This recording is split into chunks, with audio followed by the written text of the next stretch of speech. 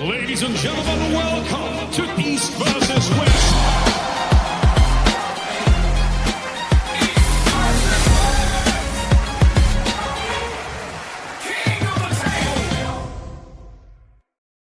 Hello, everybody. This is Dexter, and welcome to another Sunday Night Live. Well, Sunday Night Casual, not live. I think that might be copyrighted or trademarked somewhere.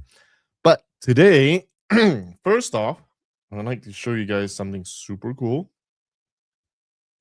Here's a 3D mock-up of our medal for Vienna. Obviously, it's blown up. You know, the real one isn't going to be as huge as this, but new design. Start of the year, 2026. Super cool, super nice. We may be retiring. Very likely, we'll be retiring East versus West Challenger Cup, at least for now. The new plan is all tournaments going forward will be using King of the Table. That is kind of a way. Somebody just mentioned make the prototype into a clock. Well, actually, it certain does look like a size of a clock, but that's kind of the idea. So this might be the last time somebody can ever get a Challenger Cup medal. So head on over to Vienna, Austria, on February 28th. So yeah, so you're gonna kind of change things around. King of the Table is a great name, and we are gonna make that into more. So when everybody hears King of the Table, they naturally associate us with the tournament arm of East versus West. That's kind of the idea. So everybody knows East versus West would be on the super match style, while the tournaments would be King of the Table. It just makes it a lot easier. Prototype, perfect tournament style. Oh, why is it a little earlier? You're not wrong, but I was reminded that we have Super Bowl in about half an hour. So I'm going to make it short, make it sweet, disseminate all the information we need, and we're off to the bowls. So, which is why it's a little bit unusual, but also I was debating of not doing it this week. However, for algorithm purposes, I have to stay consistent, which is why I am doing what I'm doing. Hey, Robert. Hey, Dexter. Hey. We've got people on for the pre-Super Bowl. Pre-Super Bowl. So we'll hit it fast. We'll hit it short. We'll say whatever we need to say, and then we're off to watch Super Bowl. I don't know. Okay. So first question on the list here, right? We're just getting right into the weeds. Is people are begging for Morozov versus Alijan. Oh wow! Which event are they begging for it on? They haven't mentioned it yet. I do know that Morozov has, Alijan has pointed out that he wants to pull in Vienna. I know the answer, but we'll hear it from you. Yeah. Well, it's I can't say where it's going to be, but we are very close to making an announcement. Very close. There it is. Somebody mentioned about the yellow glasses. These are blue light filters, by the way. That's all it is. And there's light, so it kind of reflects it away from my eyes a little bit. Okay, so someone's asking, what level can be roughly expected in the amateur category? Does it make sense to register with less than a year experience, or will the level be higher and more suitable for more experienced? Now, this is specifically for the tournament on Saturday, in Vienna. How has your experience been when it comes to the amateur side of the event? Because they have the amateurs men's and they have the pro men's as well, right? So, it'll be tougher. It'll be a bigger tournament, so it'll be probably deeper and a little more challenging than most. The biggest tournament in the world is still the Swiss Open, which we had in November. So It won't be that. It won't be as stacked as that one, but it'll be pretty pretty stacked.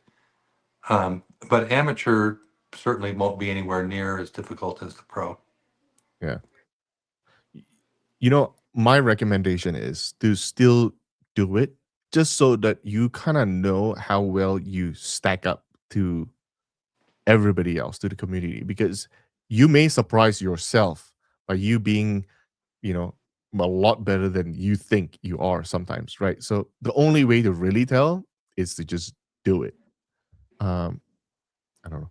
There'll be people like that. There'll be some innate talent that you're born with that you could scale and accept. You know, you can sort of your growth would be a lot faster than everybody else, right? Your learning curve is a lot better than everybody else. So it's not so much a time thing. Well, it is a time thing, but don't sell yourself short. I say still come pull at the amateurs and see how you fare and keep on working. And you might learn a thing or two because honestly, like for me, yesterday I just pulled somebody no on Friday, so 2 days ago, and you know there's only so much. I don't know, Robert. Like there's so much training you can do against in like in training, like all the weight training or whatever. But then when you pull somebody, like oh man, whatever the plan I had in mind just goes out the window, and it just like it's a brand new thing, and you just so I think it's all of experience. Just pull. So it's just come to Vienna, pull at the tournament. Yeah, Um, it'd be good. I mean, it's always good to get more experience. Yes, yes, yes. Next question. They're asking about live stream. Please set up a professional live stream for Vienna tournament. So I know for a fact that the finalists for the pros will be on the extended pass. But however, uh, just so that we are clear, because local time, our event starts at I believe 7 p.m. By the time we are done, it'll be close to potentially midnight local time. Therefore, the finalists will be actually recorded and aired after the event. But for all intents purposes, anytime that something is recorded and aired within 24 hours is still considered live in broadcast standards. But however, and I'm just being transparent, that's what we are doing for the extended pass. So you will see a professional live stream for the finalists for the Vienna tournament. So it's on the extended pass. If you use one of the athletes codes or one of the content creator codes for the bundle, you get $4 off, and the athletes gets a lot of a decent percentage as well. So let's see. Let's see. People are asking Seahawks or Patriots, Robert. Well, Yeah, I mean, I guess we have to go with Seahawks just because that's in our region closer. Yeah, closer. yeah. But yeah, I'm surprised they're doing that. That Patriots are doing that well without Tom Brady. Seahawks. I just like the story behind Seahawks a little bit better. I think Seahawks, the story was the original co-founder of Microsoft, the person who identified the market for Microsoft, like a operating software back in the 70s, ran to Bill Gates and says, "Hey, we got to build something." So he and Bill Gates wrote the codes together and sold it, I think, to IBM or something. And then he had cancer, and Bill Gates pushed him out of the company. Then he yeah, he took his money and he bought the Seahawks, and because Seahawks was planning on moving out of state, and back then there was no market in Seattle Mhm. for an NFL team, but he bought the Seahawks and kept it in Seattle, and now he I think 50x his return on investment. So Oh, that's good. Well, yeah, I like him just because he showed up Bill Gates. I think a lot of people Yeah. are going to be on that same camp. But anyway, um, let's let's get back to arm wrestling business. A lot of people are saying that they would like to see they'll pay good money to see Neil versus Robert. Well, I think Neil and I already agreed to that match on his podcast. So I just we gotta nail that down on a date. Yeah. Yeah, let's see. I don't know why there's so many non-arm wrestling questions like this one, Robert. If we start to go bald, would you embrace it and shave it off, or will you get hair transplant? So many non-arm wrestling questions. You know, Uh, I don't know. I mean, I wouldn't do it. I've never considered doing a hair transplant, so I'd probably have to shave it off. so there is a new like protein that they have identified that allows the reactivation of follicles, and it costs like $8,500 and has a 70 to 80% success rate. Just so FYI, it's a lot Huh. more than the hair transplant costs, but no no need to take a pause in arm wrestling. Maybe that's what we should tell all our athletes, Robert. You tell them that this is this option now that you don't need to go for a hair transplant, and so you don't have to stop training. Yeah. Yeah. Well, it did slow down Ermis too, with his training Yeah, that's right. and Dennis. Yeah. Uh, somebody's asking, is any chance of getting tournaments named after past arm wrestling legends like the Cup or the Cleve Classic? I That think I've wouldn't never be thought probably about that. something that would be an EVW thing, but that it's a great idea. In fact, Bob Brown did it, and John Brezink did it with the John Brezink Cup here in Mhm. Utah. So every year we have the John Brezink Cup and have had it since probably 2010. I want to say I'm probably off a few years, but I've Mhm. gone to most all of them, and they're very cool. And yeah, I mean, I'm in support of having one for all the legends. Um, Pam says hi, Robert. Hey, Pam. Pam's working all the time. Yeah, and she is one team member that, like, well, I mean, me included, we've never really knew the existence of arm wrestling and how serious this sport is until we worked together, right? And Pam's one, she embraced it totally. She's always asking me, when is the next event for the codes for the pay per view. So she's watching it religiously, and even on the Sunday podcast, right? So she's up to date. I don't even need to tell her, and she already Yeah. knows what's happening Well, on our agenda. we've got to get Pam to an actual event, and she'll be even a bigger super fan because that's what did it for a lot of people, including you, Dexter. So just being there in person makes all the difference. It's Yeah. really a different experience. So yeah, I mean, Pam deserves it. Yeah, the other one right now they're asking is there's a plan to make EVW every 1.5 months and not 2 to 2.5 months. It's a question mark. Yeah.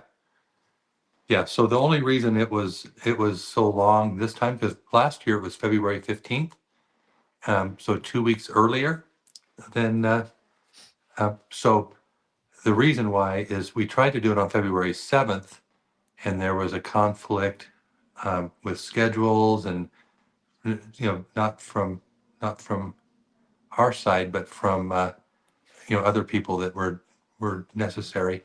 So then the 14th was the next date, and that was Valentine's Day, and I don't think very many wives would like their husbands or vice versa watching arm wrestling on Valentine's Day. So we opted out of that.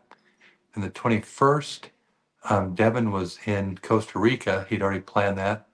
And so we did the 28th. So yeah, we didn't want to do this late, but yeah, now we've got to start catching up because we've got a lot of events to do, and we've lost 2 weeks out of the year so far compared to last year. Yeah, I mean it's almost across almost every industry that January is the worst sales performing month. Almost Yeah, like every category. Uh, so it kind of makes sense too. So yeah, yeah. We don't want to hold an event in January, but I think earlier in February for next year would be what we want to do. February, I guess it'll be February 6th next year. So yeah. it's always a day earlier. So that's probably ideal. Now, the media team did the Olympic poster where it's asking, well, where are you from, and pick like the top arm wrestlers in your country to form like your Olympic arm wrestling team, right? Essentially, Yeah. and somebody mentioned, well, technically that could be a fun little thing because it feels like an Olympic style event because arm wrestling isn't at the Olympics yet, right? Yet, but we could host something that feels similar. Yeah.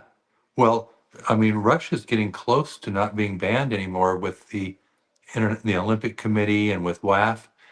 Um, I mean, well, it's probably already there for, um, is Certain it, sport.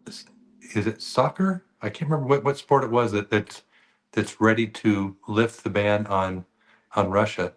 Um, once we have that, we can make it really a lot like the Olympics. Yeah. Well, I mean, technically, Russia is still competing at the Olympics. It's just under Yeah, the yeah, new they're just unaffiliated or But I mean, just it's a total new event where it's now team countries. That's going to be. It's almost like WAF at that point, right? Because it's all Mhm. country type based, but now it's point systems on which country gets the most medals and whatnot. But there are some countries that has a leg up compared to everybody else. Like I think Russia would have a good showing. The Georgians will obviously have a good showing. Ukrainians too, right? Yeah. Like so. US would have a good showing. It's just Yeah. US right now compared to all of Europe. There's not as many from the US. If you count um, US and Canada, it's it's a little bit closer, but if you just pick say four from every country, like the post showed, uh, Yeah. you'd have more than enough from the US. You'd have almost enough for Canada. Um, and then, of course, Georgia would fill that out real easily. Russia would fill it out really easily. Yeah. Um, yeah, you'd have Sweden for the women would fill it out very easily. They'll dominate the Mhm. women's. But now somebody's also asking about who's doing our interviews. Now, if I have a moderator online, could you guys make a poll? Are we having because we had a meeting earlier this week and we were just discussing that perhaps are we having too many interviews? Now, hear me out. Before a match, well, before the main event, we technically have three interviews. First, we have the so-called podcast on our official YouTube channel where we have both athletes and an interviewer, right? And then on Thursday of the week of the event, we have another interview, and that's a pre-match interview. And then the following day on Friday, we have the press conference, which is a pseudo interview. Now, the question is that too much? And is that not enough? Or you guys still want more content? That is kind of the idea that we were thinking is like sometimes athletes, because they have already mentioned a point before in one of the early interviews, at the press conference, which is ideally the ones with the most eyes on, they tend to hold back on a lot of what they wanted to say, or they would have normally said, but because it's already mentioned, they won't say it again. Or like all the banter and all the trash talk already happened during the podcast or at the live streams. So during the press conference, they are a little bit more, they're a little bit more reserved and they're just not as expressive anymore. That's kind of what we are Yeah, thinking. Is that too much? yeah, I don't think that's a factor, really. Um, I mean, what they talk about in the podcasts is pretty, you know, historically been pretty gentle. What they talk about in the press conference is the opposite. They're really firing at each other. So I think those two are completely different. I think it wouldn't interfere at all. So yeah, we should do both. So Here's the thing, though, right? So what you're saying is both, but technically there's a third that you did not mention that you didn't address. It's the live stream on uh that we do on Thursday. It historically we always interviewed them when they are present, and then we upload them the night that very same night with very minimal editing.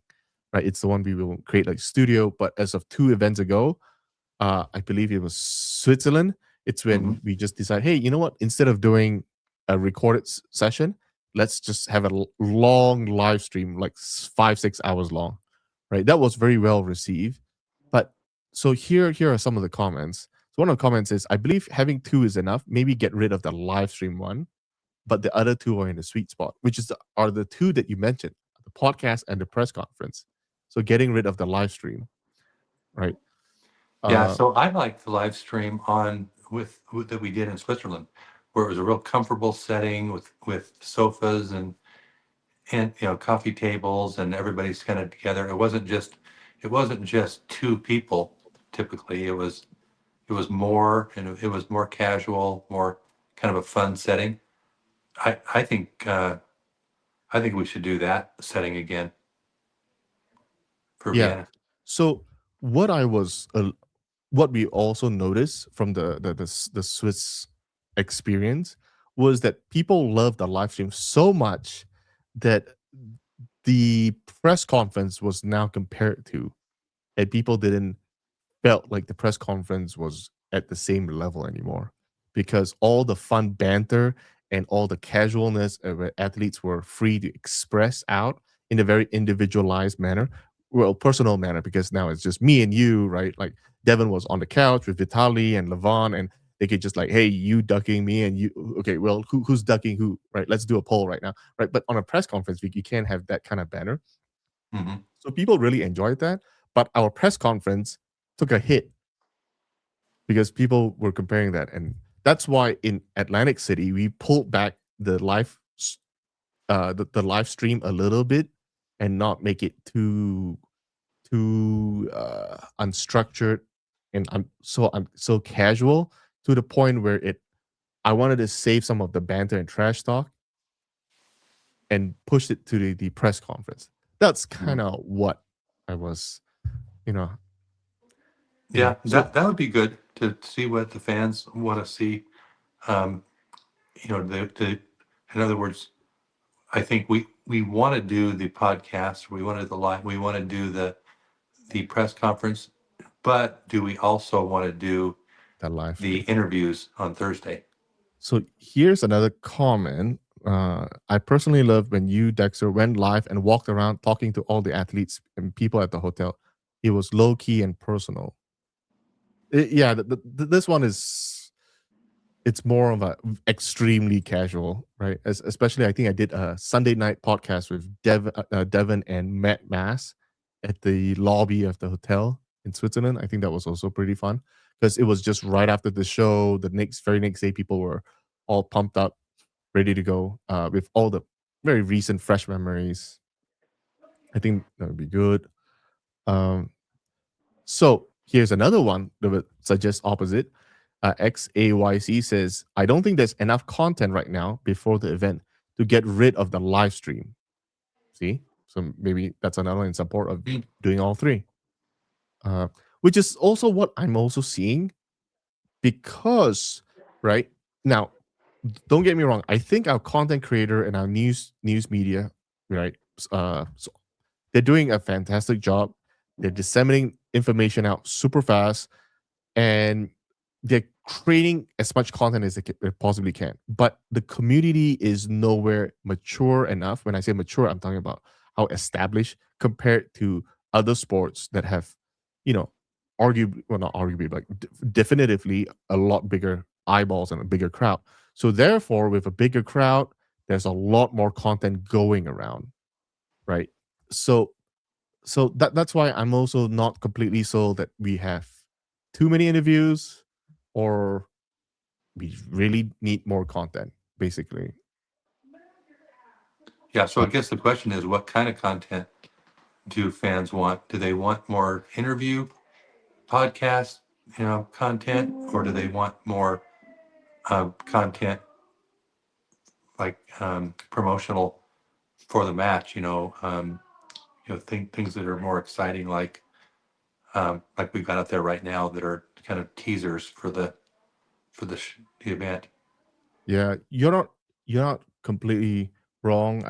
I think if we continue doing this, we got to make sure that all three segments, right, the podcast, the live stream, and the press conference, they all need to have sort of delineated messaging, so they don't kind of, there will be some overlap, but we reduce the overlap so they are all fresh content, right? Maybe the live stream will be focusing more on, you know, yeah, more on the casual way and talking about maybe less of the event. I don't know. But podcast is more the prep and the press conference is only about the event. I don't know, but somewhere along those lines where it's fresh. Mhm. Else it's the same repeat over and over again. The other, well, because part of the whole thing that it was discussed, I'm not sure it's if it's a language barrier with the translation, where sometimes it, it's a little bit challenging for the interviewer to get the response, uh, any meaningful response from the interviewer, from the athletes, right? Example like, hey, so uh, how would you say your preparation for X match, your upcoming match? How's it coming along?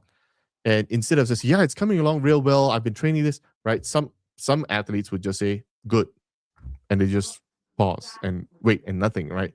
So then it makes it challenging to really make the podcast exciting, right?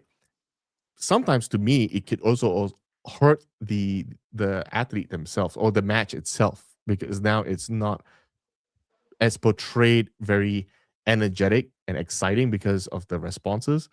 So that's why we are kind of like toying on all the different methods and ways to. We just need to figure out a better game plan. So Mhm. yeah, yeah. But I think everybody is asking. Yeah, we should have more content. Uh, Here's another one that a really good idea. We probably should be wrapping up pretty shortly, but uh, MBS is basically saying April is going to be the best card ever. Robert and I agrees. Now the question is, they are thinking of doing some sort of a competition for fans, and the winner gets a prize, right? So what essentially is, since we are already having an event, uh, right, on Saturday, we could do some sort of a mini expo where our sponsors, and then we can invite some other outside vendors to come vend at the event on Friday and Saturday, right? So it makes like a full blown experience for fans to come, because there's a lot more things to do, right? And I always thought that was pretty cool, because that way you could get bigger and bigger crowds, because they're not just going there for the show now, they're going there for the full experience. Now this time, because and this is something that I have to mention, and maybe it's for the wrong crowd here, but in Vienna, as you know, Robert, the stage is not backed up against a wall. It is still somewhat, but now it's pushed forward a little bit more, and we will have 3 rows of fans on the other side of the camera. So they'll be they'll be in front of the camera, and this right behind the head refs, right? So we have 3 rows, and we are right now thinking of the best way to fill those slots up, right? And those slots would be ideally, right? We want highly enthusiastic fans who would try not to look at your phone and try not to fall asleep in the middle of a match, right? We want people, because you'll be on camera. You'll be on camera, and the world's watching you. We have technically a YouTube channel was born. Henry Nering was born out of, because he was right in the middle when Levon and Devin was pulling, and he had that whole, 2 hands on the side of his face, right? So what I'm saying is, So I'm trying to figure out what is the best way to find the. I think might limit it to about 30 people on the backside of that stage. And what I'm thinking is we would have some sort of competition slash audition or to see who is best for their tickets. It's not free.